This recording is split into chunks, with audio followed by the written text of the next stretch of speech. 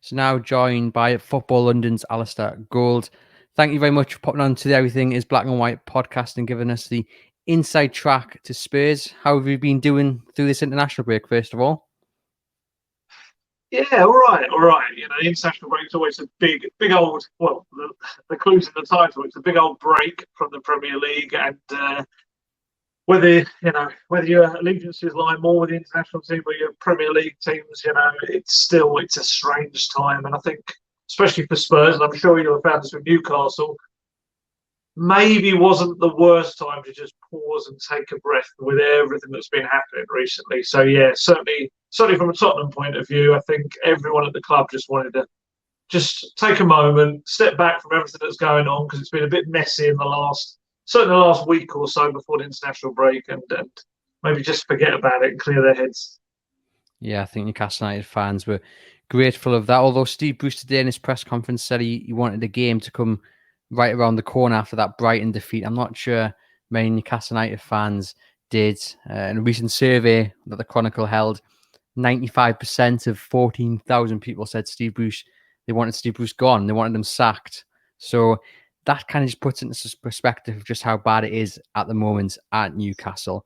I just want to quickly ask you, with Harry Kane leading the line for England, and obviously from looking from the outside in, he's Spurs' best player. He's probably going to break Alan Shearer's goal scoring record if he stays fit. Do you think Jose Mourinho and the Spurs fans watch England and kind of like hands behind the eyes between the eyes behind the hands, if he gets injured or something like that? Yeah, and probably more so the fact listening to the commentary at the moment. Oh my goodness, Spurs fan, that's their biggest bugbear at the moment, is that everything. And I get that, in an international break, you need to fill it with stuff to talk about. But my goodness, when you even get the commentators, and I like Sam Matterface, he's a good guy. I've kind of seen him at various matches. But when you're getting the commentator in England going, oh, isn't it nice to see Sterling, Foden, and Kane all playing up front together? Wouldn't that maybe that's what we'll see in the future for Man City? And it's just our Spurs fans like, what? It's incredible. No, but obviously injuries. To be honest, with injuries and Kane, Spurs fans do that during Spurs matches. Every time he goes down, it's like, oh, not the ankles, because the poor guy last month had both ankles injured at the same time, which is some feat, but he managed it. Yeah, he's a fantastic player. He's phenomenal. And he's, probably up there with arguably one of the best players in the Premier League this season. His stats just bear that out. I suppose if you're going to look at it purely from a stat point of view, top goal scorer, top assist in the Premier League. I know he's joint with Salah on goals, but he's everything good that Tottenham does comes through him. So they're always watching with a little bit of trepidation. He has a joy to watch, and as I mentioned there, I think if he stays fit, he'll break Alan Shearer's record, I think, or he'll certainly go close, which is obviously a fantastic achievement. On to the game on Sunday, you mentioned that the international break probably came at the right time for Spurs. For our listeners who don't follow what's going on down there in North London, can you just explain what you mean by that? Yeah, well, that's the thing. If you look at it on paper, people will probably question what I'm talking about, because Spurs have won 6 of the last 8 matches. They're actually on paper in a decent run of form. But the problem was the 2 defeats, North London derby and then an embarrassing collapse in Croatia against Dinamo Zagreb in the Europa League. Both came within about 4 days of each other. And they really kind of laid open a lot of, I suppose, maybe trouble behind the scenes is probably too much, but certainly a lack of togetherness in the squad. Hugo Lloris came out, had a really strong interview where he really stuck into players who he said haven't been starting, and rather than supporting the team, have been criticising and complaining a lot. And Mourinho came out and said, big players have been hiding in recent games. And even Kane came out and said it was absolutely embarrassing what had happened. I mean, Lloris called it a disgrace in Croatia. And it left, it was quite rocky, I think. Obviously Mourinho would have been worried about his future after that. It certainly gave off vibes about the dressing room not being behind him. But they did go to Villa Park and they put in, I wouldn't say an amazing performance, but they put in a decent team performance. Some of the key people weren't there. Winks Doherty, Alderweireld was out, Aurier was out. Some of them were, I don't want to be too disparaging, some of them were ill, was what the official explanation, and then went the very next day and joined up with their international teams. Some players in the squad just were completely bombed out, like Winks and Doherty. Gareth Bale dropped to the bench. Obviously, Dele Alli hasn't really been a key part of things, and the defence was completely changed. And they played quite well. They played well enough. It was a young team, and I think that was the key thing. Mourinho said he wanted this hunger back, and that's what he got from these young players. And whether we see the same team against Newcastle, we don't know. There's a few players will be back now. Son's, back as well. But yeah, it was just those two games really. The best way Mourinho said it created a scar, and I think that's probably the best way of saying it. That hasn't really healed yet. It'd be interesting to see how the players return from this international break and whether they slip back into the pre-Villa Park mindset or whether that was a corner turned. I've just looked up there the next manager to be sacked odds, and Steve Bruce is top of that list. But next is Jose Mourinho. And again, I think for people looking from the outside in, that might strike them as a bit bizarre. He's still looking for that top four. He's still, like you say, they've won a lot of games in the last few weeks, aside from them two defeats. So how are Spurs fans looking at Jose Mourinho? Are they happy with the manager? Do they want to change immediately? Do they want to change come the summer? And I guess that just rolls into how important this game is for Mourinho going forward. Yeah, I think there's definitely a split among Spurs fans. The difficulty we have nowadays, obviously, as I'm sure you find with Newcastle, is that a lot of the gauging of fan opinions has to be done on social media. We don't have the fans in the stadium, so we don't get that instant reaction, the boos and things like that. So we have to take it from social media, which can be extremes. Noisy voices can be louder, but there's definitely a split with Mourinho. I think he comes into Tottenham, always did, a little bit similar to George Graham back in the day. He comes with a very strong connection with another London team, obviously Chelsea. And during his time there, he said some things about Spurs, as you would as Chelsea boss, that were very much stuck in the memories of Tottenham fans. So it was always going to be a case with him with his methods. If it brought wins and trophies, fair enough. If it didn't, then it was always he was kind of coming from behind, as it were. It wasn't always going to be given the slack that maybe some other managers might get. So, he'll say that he's improved Tottenham last year. They've got more points, higher up the table, scored more goals, conceded less. But the problem is Mourinho was brought in to be better than Pochettino. That was always the logic behind it. Pochettino had 4 consecutive top 4 finishes, finished second 1 year, third twice, Champions League final. So Mourinho had to come in and then do extra. Currently 6th place. It's probably not what Spurs brought him in for. I think for him, he's got a cup final. They're only 3 points off 4th place. He can still make this season a huge leap, especially if they can get that silverware. I know it's Man City, so it's no way a given whatsoever. But if they were to get top 4, or at least show that they're heading back towards that, and perhaps get that silverware, I think he's fine. If not, I think there'll be talks in the summer and see where the momentum's going, whether it's in a positive direction or a negative one. And I guess then, is this kind of a must? Would you say this is a must-win game on Sunday in terms of that Champions League hope? I know there'll still be 8 games to go after that, but how important is victory for Spurs on Sunday? Sounds rubbish. I'd say it's almost a must-win. Almost. It's one of those, I think, is exacerbated by the fact that coming straight after our Man United,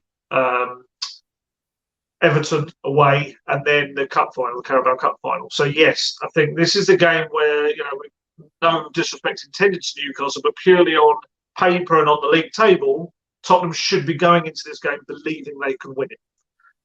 Whereas the next 3 games are ones where they've, have had tough times against those teams in recent seasons. So, yeah, I think if they were to come away with a defeat from the game at the weekend, then yes, it sets up a negative momentum for 3 huge games coming up. So, yeah, I'd probably say it's bordering on a must-win. Obviously, you can kind of, like you say, with that many games to come, you can turn around things after this. So it's not absolute must-win, but I think in terms of fragile confidence, it's very important.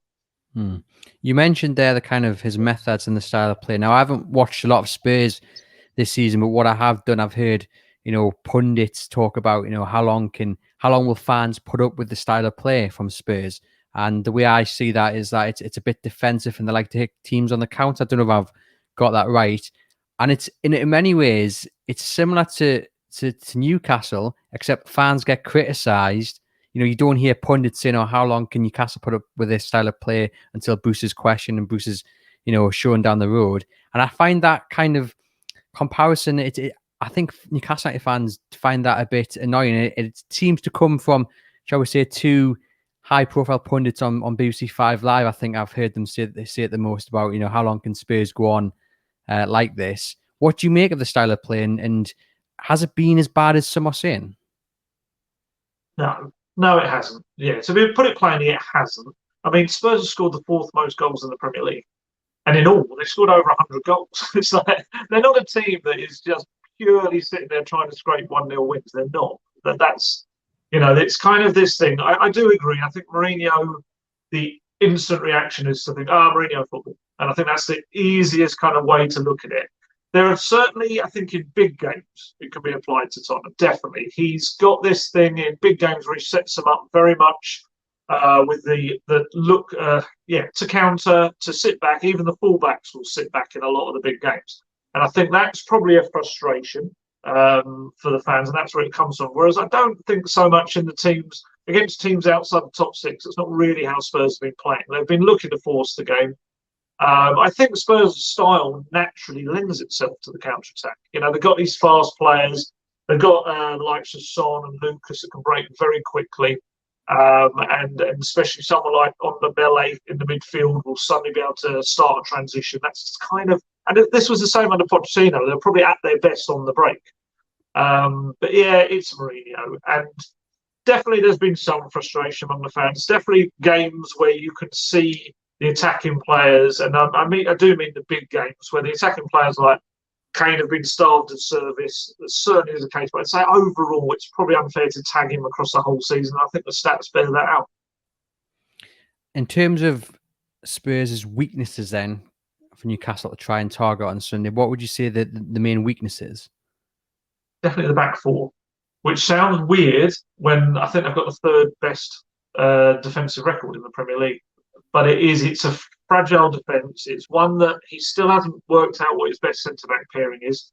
We've seen Dyer and Sanchez. We've seen Dyer and Alderweireld. We've seen Sanchez and Rodon at the weekend. It could be anything. We don't know what that central pairing is going to be on Sunday. He could stick with Sanchez and Rodon because they kept a clean sheet at Villa Park, but Alderweireld could come back in with his experience. So I think that's been their biggest problem, is they've never looked entirely settled. And I think probably a lot of their defensive record has come from Højbjerg sitting in front of them. I think he does a lot of the work in front of them as well to try and shield them. And I think if, obviously you'll be able to answer this better than me, but if Newcastle have any kind of wherewithal about them with set pieces, that's where they can get at Tottenham, definitely. Well, I'm not sure they do, to be fair. I mean, it's not something they're bad at, but if you look at the game against Brighton, they didn't do anything. There was no fight, there was no desire. So, I can't even remember a chance, let alone a set piece. And I think that's going to be the issue. I think it's going to be interesting how Spurs deal with Newcastle, because Spurs are expected to win, I assume, from the side of the Spurs fans, and definitely from the side of the Newcastle United fans. There's no hope of, no expectation of even a draw, I don't think, from the majority of Newcastle United fans. And it's a game in many ways where I think most fans just assume Spurs will win. And how will Mourinho handle that, where he goes into a game where they are expected to pick up 3 points and not really be threatened at all? I'd probably say in this recent run, of the 6 wins have probably come against teams that Spurs were expected to win. So I don't think that will be so much a problem. It will be more, like I say, how the harmony in the group is, how fractured it's been from the pre-international break stuff, and how the mood the players have come back in. Yeah, I wouldn't say expectations too much of an issue for Spurs in some of these games, but was going to turn around your question from before. Is this a must-win game for Newcastle, or are they targeting other ones as the must-win ones? I mean, obviously it is a home game after all. You would like to say that they'll be targeting other games, but I mean, Steve Bruce played down the fact West Brom was a must-win, and then they drew that game. You saw against Brighton, which was a must-win, and as I've mentioned there was no fight at all. I mean, commentators on Sky were talking about Brighton looked shocked at the lack of pro action from Newcastle to get back into the game. I mean, Brighton looked like Barcelona. It was unacceptable from Newcastle.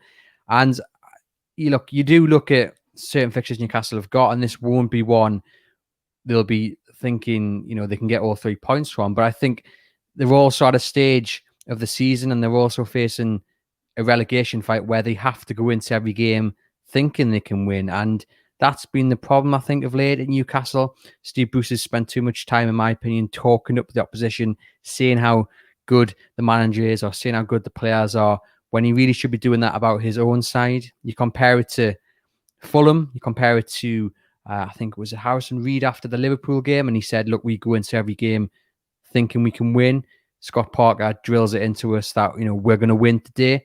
And I don't see that at Newcastle. I don't see that in the things Steve Bruce says. And if you're talking about games Newcastle are going to target, then you look at the next few fixtures. They've got obviously Spurs Sunday, then Burnley, then West Ham, and then Liverpool. It is a horrific month for Newcastle. So realistically, you say yes, they would target that Burnley game, but I think they're in a position where they've just got to target every game to win, because it's only going to take one win from Fulham, and then you're into the relegation zone because of the points difference, the goal difference. So yeah, I mean, I can't see them winning this game. I can't see where the next points are going to come from. I don't even look at that Burnley game and think, they're gonna give Burnley a game there. However, I mean, my only other concern for Newcastle is, having seen Spurs play Fulham twice in quick succession recently, Fulham are a team that have really kind of got it together now. They really are. I mean, obviously we know about the results in 2021, but Spurs had real difficulties with it. They're a team very much together, and like you say, they believe that they can get out of that drop zone. I think that's a massive thing, that belief. I mean, they've got a game plan, and I said this halfway through the Brighton game, that you look at Brighton and you look at Fulham, they look like scoring goals. They just don't. That's their issue.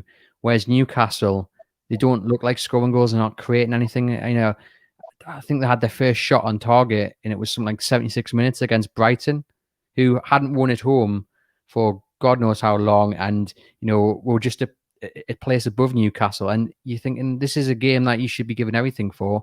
And I think the shot on target was actually, I think it was a deflected, and it just fell nicely into the keeper's hands. So it wasn't even a threat, and you're kind of just sitting there thinking, if this is the case against someone like Brighton, no disrespect, what's it going to be against someone like Spurs or Liverpool or Man City? It's a scary thought. And given the survey results that we saw earlier in the week, and given just the feeling around Newcastle and the result against Brighton, this is a game actually Bruce does need to win. Whether he'll target it as a must-win is a different question. I think that is partly where the problem lies as well. That there's no belief in that. There's no belief in your own squad to get these results, which is not what you want when you're facing a scrap for safety. It's not good at all. I was going to ask you about the strengths of Spurs, and I guess we point to one man, do we? And that's Harry Kane. Yeah, ultimately yes, but I do think there have been supporting characters this season at different times. Son obviously has had a terrific season, and having him not only back fit, but he's managed to kind of have the last 3 weeks to rest, and he was one of Spurs' most overplayed players. So it's actually, if you're going to see one player, it's not great news for Newcastle fans, but if you're going to see one player who probably is a bit re-energised, it's going to be Son. So he's obviously had a great partnership. Bale will be an interesting one. He had a fantastic month before the North London derby. North London derby was back to the flat Bale we'd seen previously.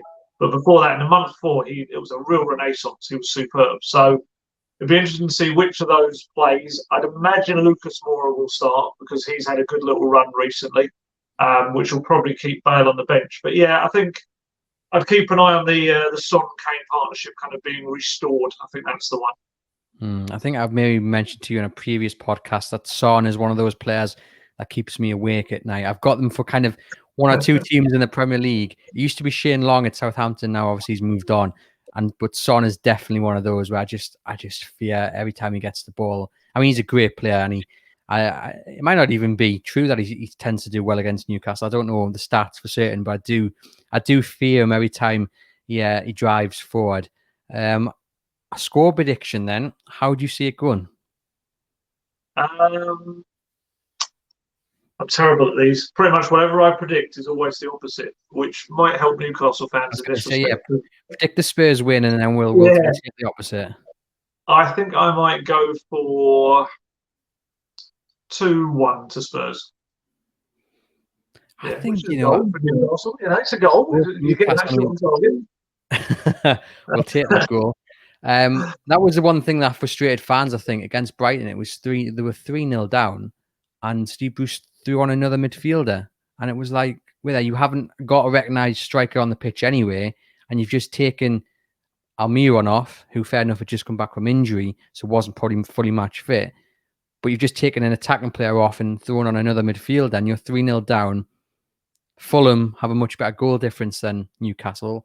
Every goal counts. So we'll definitely take that one goal if that is the result. Sadly for Newcastle United fans, I'm not gonna predict the win. I think Spurs will win this game, and I think it could be quite comfortable again. I think it could be something like 3-0 perhaps. But I'm already pessimistic, and I think it's rolling into a bigger ball of pessimism. So fingers crossed I'm wrong, and your tendency to get the result wrong as well will work in Newcastle's favour, hopefully. But we do appreciate you giving us the inside track there, and enjoy the rest of your weekend. Thank you. You too.